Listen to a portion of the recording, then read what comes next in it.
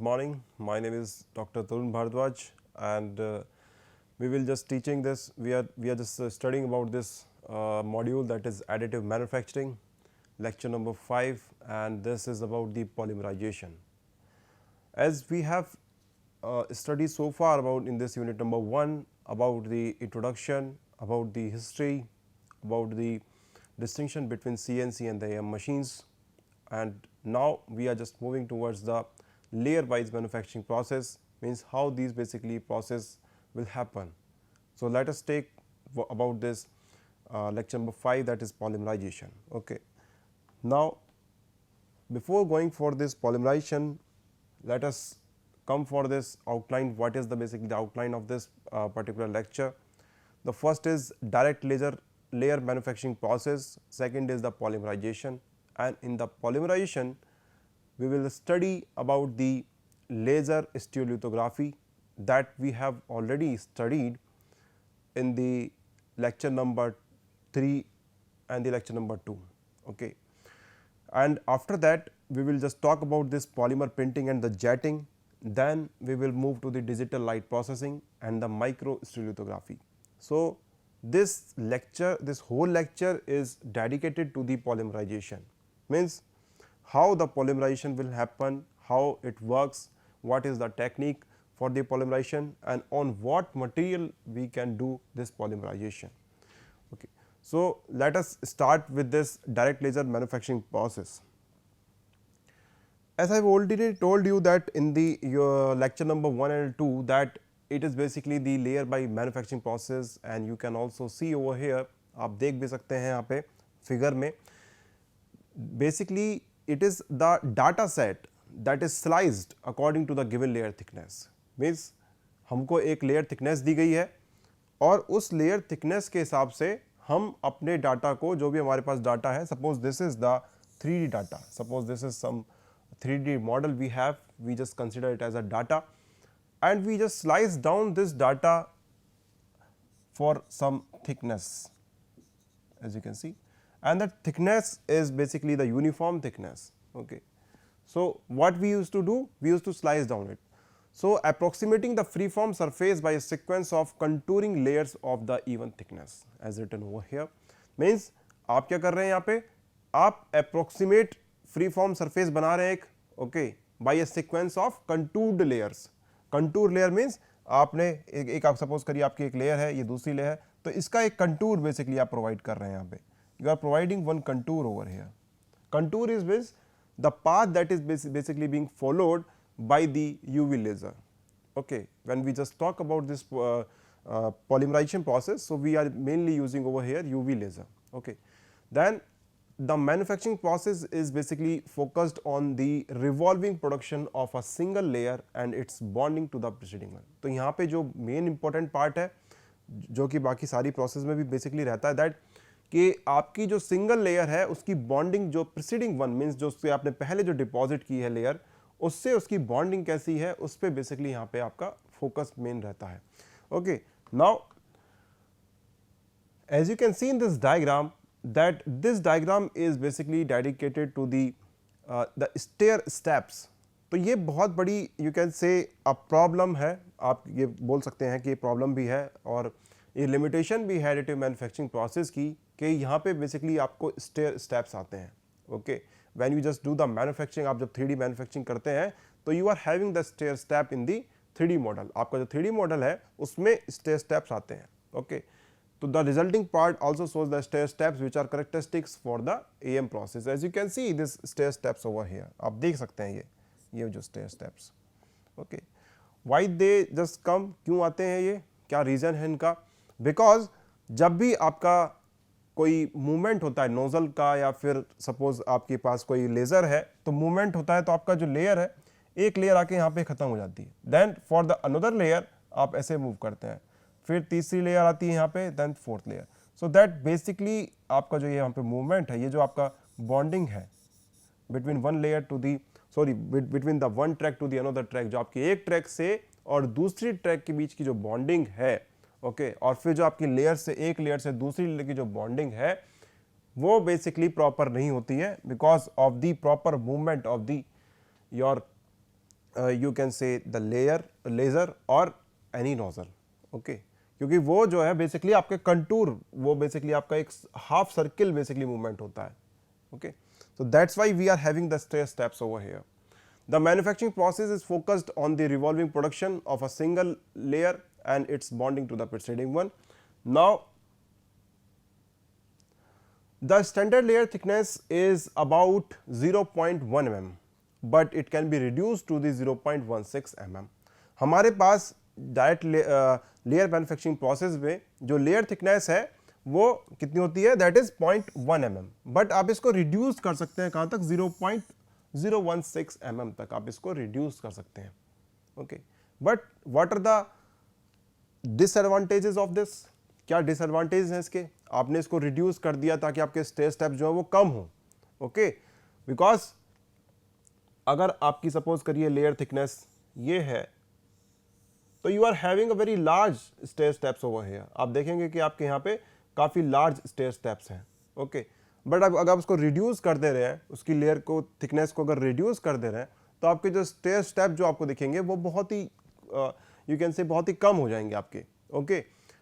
But the problem is that if we just reduce that layer thickness, that will also increase our time, okay, increase not only the precision of the part but the amount of layer and the time build as well.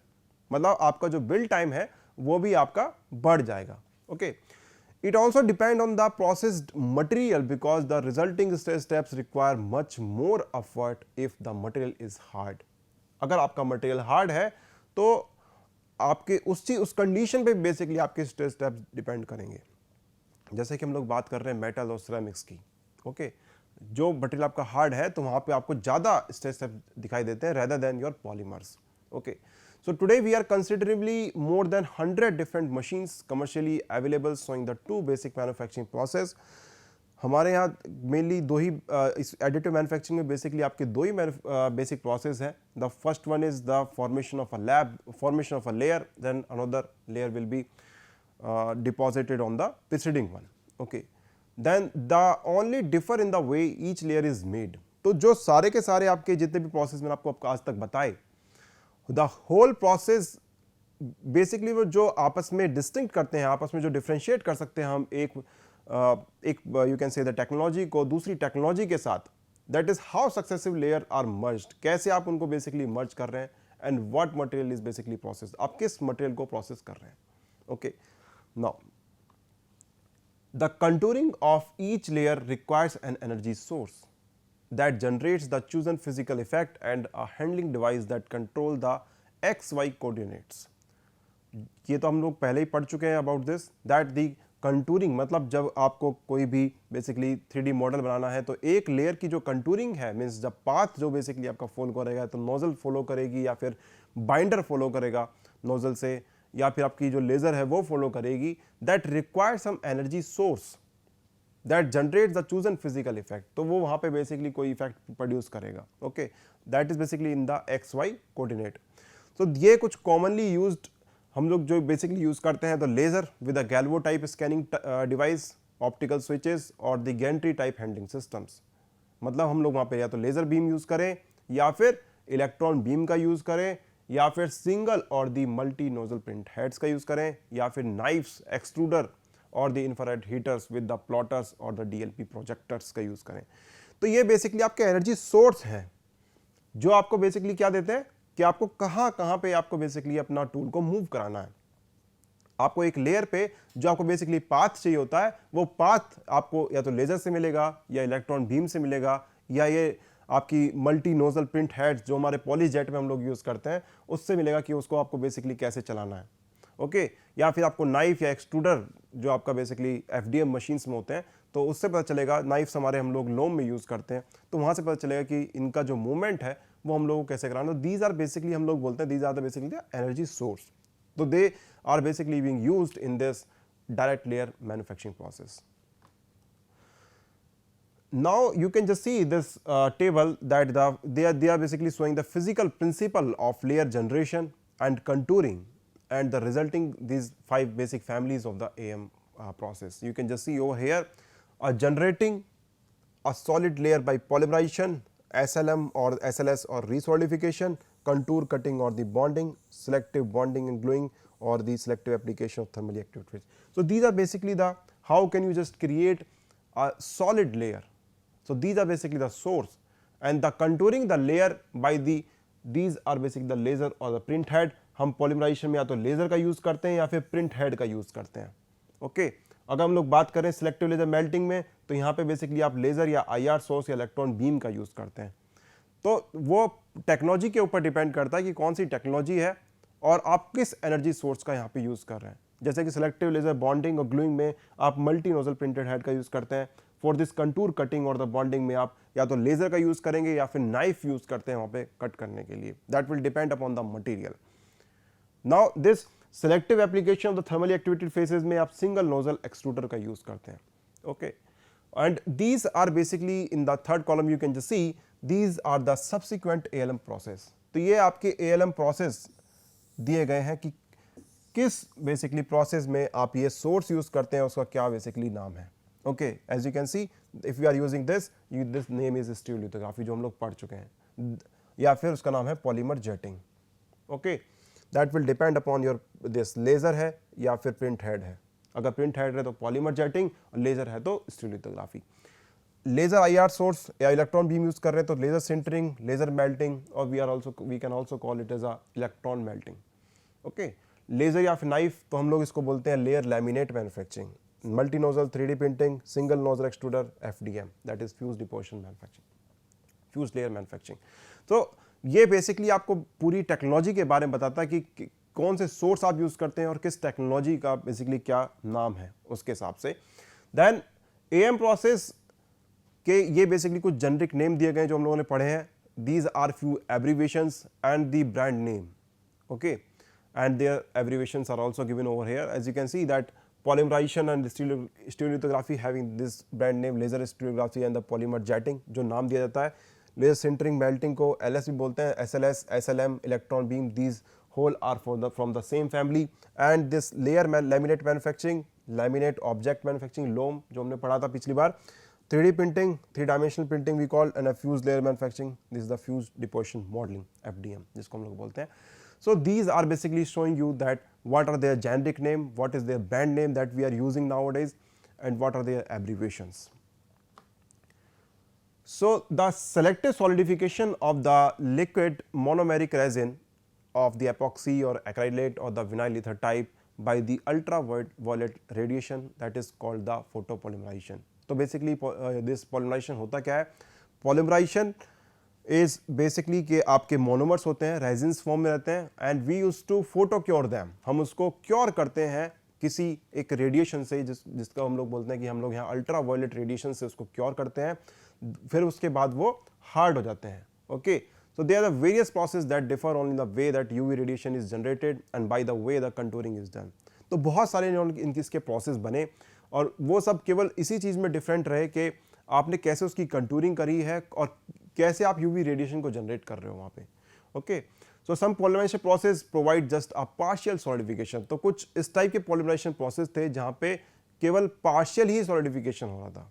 Okay so consequently a green part is made that require additional curing. तो वहाँ जब आप partial melting करते हो तो होता क्या है कि आप एक ग्रीन पार्ट बनाते हो. ओके ग्रीन पार्ट मतलब जब आपको कोई उसके आगे भी उसकी आपको क्योरिंग करनी पड़े या फिर आपको उसकी पोस्ट प्रोसेसिंग करनी पड़े. Okay, that's why I have written over here green part require the additional curing to become a completely cured part, ताकि आप उसको अपने end use application के लिए use कर पाओ.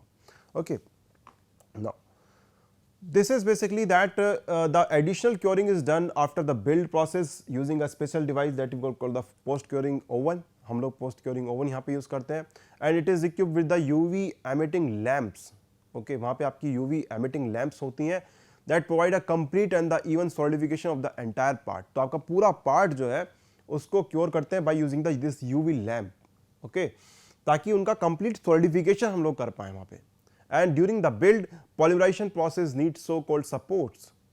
तो जब आप polymerization करते हैं तो इसमें supports की requirement रहती है जैसे कि आप यहाँ पे देख सकते हैं यहाँ पे.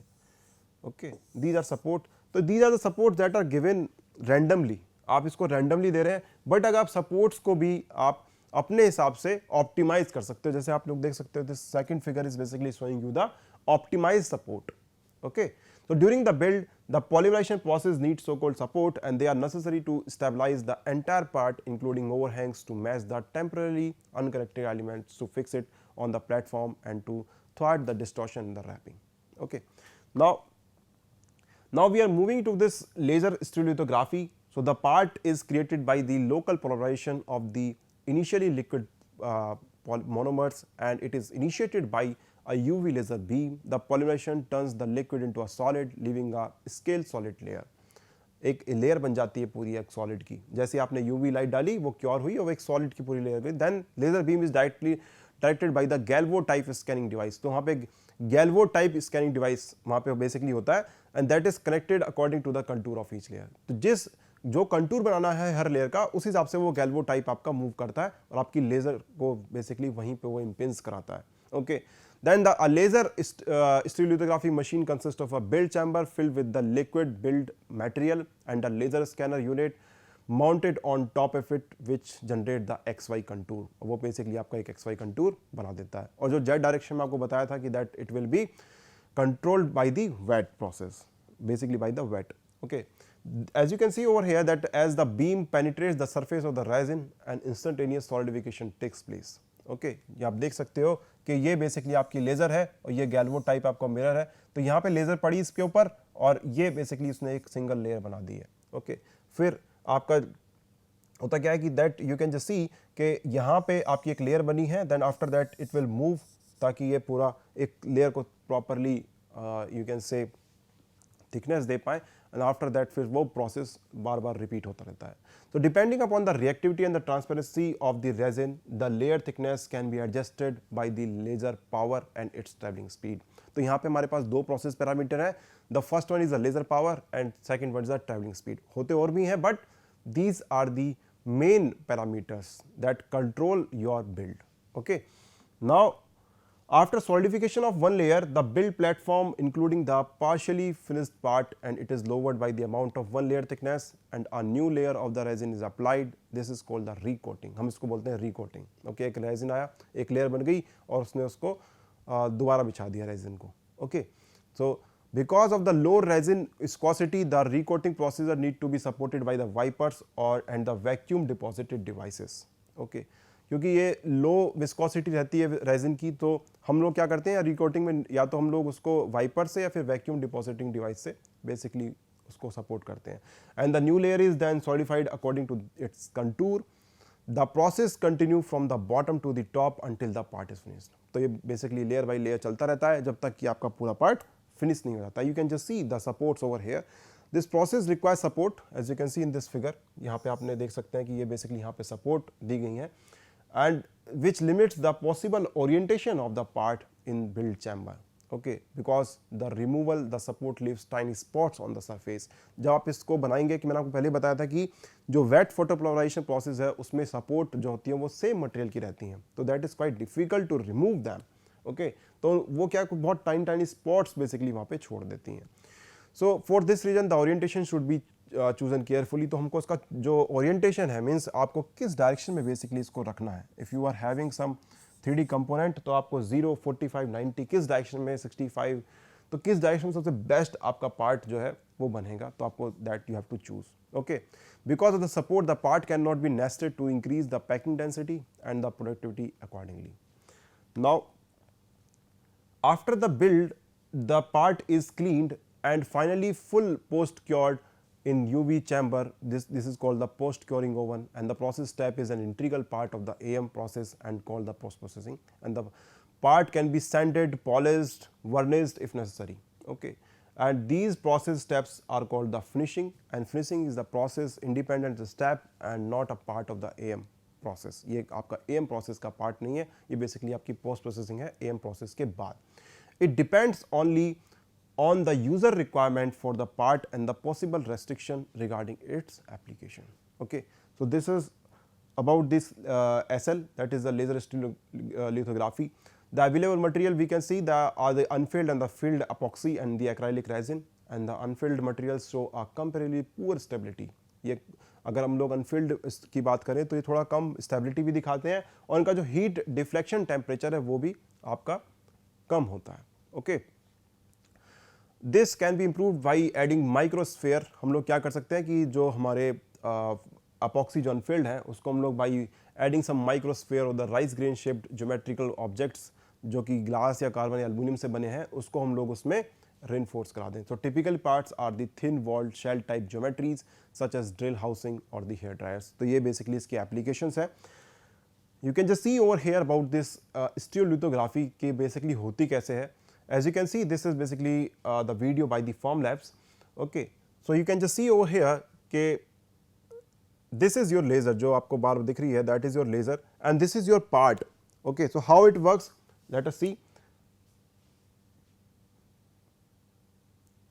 This is your basically the you can say the build plate जहाँ पे आपका basically पूरा 3D कंपोनेंट जो है वो बनना है, ठीक है। तो ये आपकी वो बिल्ड प्लेट है और यहाँ आप देखिए that this is your part और इन्होंने पूरी सपोर्ट स्ट्रक्चर को भी साथ में हम लोग इसको डिज़ाइन करते हैं। आफ्टर दैट लिक्विड रेजिन आपने इस पर डाला, okay, and that liquid resin आपने डाला तो यू कैन जस्ट सी कि आपकी जो लेज़र है वो स्कैन कर रही है बार बार। ओके, सो इस टाइप का आपको यहाँ पे पार्ट मिल जाता है, इस टाइप की आप you can get the part. और पार्ट मिलने के बाद हम लोग इसको फिर ले आते हैं क्योरिंग के लिए और सपोर्ट्स को बेसिकली रिमूव करते हैं and after that we will just get the final part like this. Okay, अब बात करते हैं हम लोग पॉलीमर प्रिंटिंग एंड जेटिंग की। Okay, so this is the second point in this polymerization that if the curable build material is applied by the print head, the process is called the polymer printing or the polymer jetting. The process is commercialized by the object. Okay, object is basically the technique and it can be regarded as a 3D printing process. However, due to the part building by the UV curing of the liquid monomers, it is a polymerization or the stereolithography. Okay, हम लोग इसको polymerization और the stereolithography का नाम देते हैं। Okay, क्योंकि हम लोग उसको UV क्योरिंग कर रहे हैं और लिक्विड मोनोमर्स हम लोग यहाँ पे यूज कर रहे हैं, that's why we are just giving that name polymerization. You can just see in this diagram that how this polymer printing is basically done over here. This is your print head and these are the direction जिसमें इसको basically move करना है X और Y direction और यहाँ पे आपकी UV lamps लगी हुई हैं और ये आपकी नोजल है। ओके, एंड ये UV लैंप्स का बेसिकली क्या यूज है दैट आपके जो जेट हो रहा है यहाँ पे you can just see कि नोजल से जो भी आपका यहाँ पे मटेरियल को जेट हो रहा है they are being cured by this UV lamp. This is your build material. This is your build material and over here we are having the support structure. This is your build platform that is given in the black region. Okay, ये जो आपको black में दिया गया है ये आपका basically build platform है. So the build material is directly applied to the build platform through a multi nozzle piezoelectric print head. Okay, piezoelectric हम लोग यहाँ पे यूज करते हैं for giving the you can say the current over here. The solidification is done simultaneously by the twin light curtains and it is created by the two synchronously traveling high performance UV lamps. Okay, and the adjacent layer are processed by moving the platform in the Z direction and the process continues layer by layer until the part is finished. This is the example of the polymer printing and jetting. You can just see that the part needs support during the build process. Supports are generated automatically and the build simultaneously by a second set of the nozzle. तो यहाँ पे क्या है कि एक nozzle का जो काम है वो क्या है कि वो पार्ट को प्रिंट करेगी, वो उसी मटेरियल को बेसिकली आपके बेसिकली जेट करेगी और जो सेकंड बेसिकली जो आपकी प्रिंटर का जो हेड रहेगा वो क्या काम करेगा, वो डेवलप करेगा क्या चीज़, आपकी जो सपोर्ट्स हैं उनको डेवलप करेगा। So supports are solid and consume a large amount of material. The support materials can be washed out without leaving the mark in a most automatically post processes. Okay, you can just see the example over here. The process uses the photosensitive monomers to create the plastic parts, as you can see. So materials are available in different colors and the shore hardness. Shore hardness is basically being used for the hardness of the plastics. तो you can just see कि colors और shore hardness यहाँ पे आपको बहुत सारी मिल जाती हैं and using a proprietary technology called the polyjet matrix together with a family of fabricators called the Connex, the parts can be made from the two different materials that resemble two component injection mold parts. Okay, then this is the DLP. DLP हम लोग क्या करते हैं, we are using the mass projection over here. This variation of the photopolymerization process work with a commercially DLP projectors as a UV light source and it projects the complete contour. जो आपकी पूरी clear का contour है उसको पूरे को एक साथ बेसिकली ये प्रोजेक्ट करता है। okay, of the actual layer and initiate the solidification simultaneously. And this process is commercialized under the name that is Perfectory by the Envision Tech. Okay, you can just see that this is the mass projection by you can say that is by this DLP technique. So the projector is mounted into the lower part of the machine body and the resin is capped in a reservoir made from the glass sitting, okay, on the top of the projection unit. You can just see over here, आप यहाँ पे देख सकते हैं. तो इन्होंने क्या किया, पूरा एक तरह से एक लेयर, पूरा जो कंटूर है उसका लेयर का, वो पूरा का पूरा इन्होंने एक मास्क में प्रोजेक्ट कर दिया है और उसको क्योर किया है. So the actual cross section is projected from the below on the lower surface of the resin and upside down arranged build platform that dips into the resin from the top and leaving the space of one layer thickness between the transparent bottom and itself. Now after solidification of the layer, the platform is raised by the amount of one layer. Simple process जो हम लोगों ने पढ़ा है कि जितना भी इनको एक layer thickness चाहिए होती है उतने layer में ऊपर बढ़ा देते हैं. And after that आपका पूरा जो 3D जो आपको basically कंपोनेंट चाहिए वो आपका बन जाता है. एप्लीकेशन कहाँ है? Biocompatible grades that can be use to make hearings, aid housings और the masters for the dental prosthesis. This is the one you can say the application of the stereolithography, that is in the micro stereolithography. There is a wide variety of the processes to make parts in a micromillimeter and even in the sub micromillimeter range. You can just see. So ये आप यहाँ पे देख भी सकते हैं इनके जो scale दिया हुआ, that is 1 mm, and over here this is the 100 micron scale is there. So industrial application, applicable process use the laser stereolithography and the mask based systems preferably for the mass production. अगर आपको mass production करना है तो you use the DLP, direct laser processing. Okay, तो उसके होता क्या है कि आप mask में basically चीज़ों को बना सकते हैं. Okay, so this is whole about the polymerization process. So thank you so much for your listening. Thank you.